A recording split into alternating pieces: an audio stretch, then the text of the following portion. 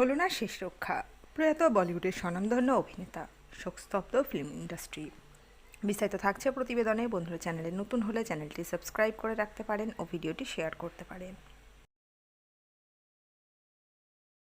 বিনোদন জগতে বিরাট দুঃসংবাদ, প্রয়াত হয়েছেন জনপ্রিয় অভিনেতা, স্বনামধন্য প্রবীণ অভিনেতা সুদেশ কুমার ধাওয়ান। ব্রেন স্ট্রোকে আক্রান্ত হয়ে না ফেরা দেশে চলে গেলেন তিনি। মৃত্যুকালে অভিনেতার বয়স হয়েছিল ৯৫ বছর। অভিনেতা ২ সপ্তাহ আগে ব্রেন স্ট্রোকে আক্রান্ত হন।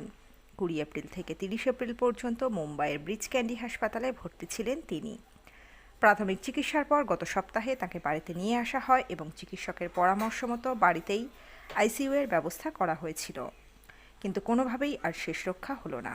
মুম্বাইয়ের ব্রিচ ক্যান্ডি হাসপাতালে মারা যান অভিনেতা সুদেশ কুমার ১৯৩১ সালের ১৭ই মার্চ জন্মগ্রহণ করেন। যদিও তিনি এলফিনস্টোন কলেজ থেকে বিজ্ঞানে স্নাতক ডিগ্রি অর্জন করেছিলেন। তার বাবা তাকে ডাক্তার বানাতে চেয়েছিলেন এবং তার আকাঙ্ক্ষা সেই ইচ্ছার থেকে ভিন্ন ছিল।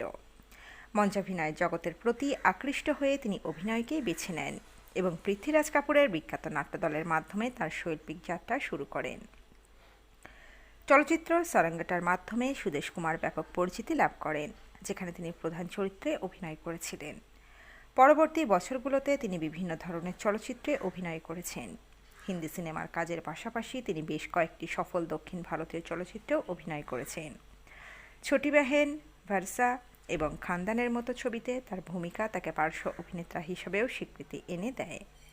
অভিনয়ের পাশাপাশি সুদেশ কুমার চলচ্চিত্র প্রযোজনাতেও হাত দিয়েছিলেন। প্রযোজক হিসেবে তাঁর সর্বশেষ কাজ ছিল জান হাথেলি পে।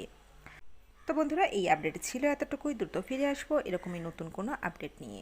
আমাদের অজানা গল্প চ্যানেলের সঙ্গে থাকার জন্য সকল দর্শক বন্ধুকে অসংখ্য ধন্যবাদ। দেখতে থাকুন, চোখ রাখুন আমাদের অজানা গল্প চ্যানেলে।